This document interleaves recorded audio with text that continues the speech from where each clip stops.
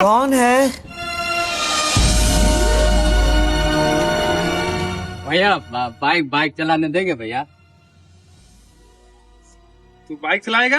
हाँ भैया चला लूंगा भैया। अपनी हालत देख पहले। भैया कुछ नहीं भैया, चला लूंगा भैया, एक हाथ सही है मेरा इधर। एक एक काम करता हूँ, एक काम कर, बाइक मत चला, आवाज तुझे सुनाता हूँ, उसकी आवाज बहुत मस्त है। ठीक है भैया, मर्जी भैया। लो सुनो।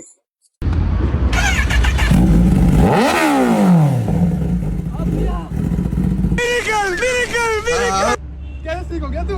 अरे भैया आपका ये जेडक चिनार का पावर है भैया, ठीक हो गया भाई। वाह।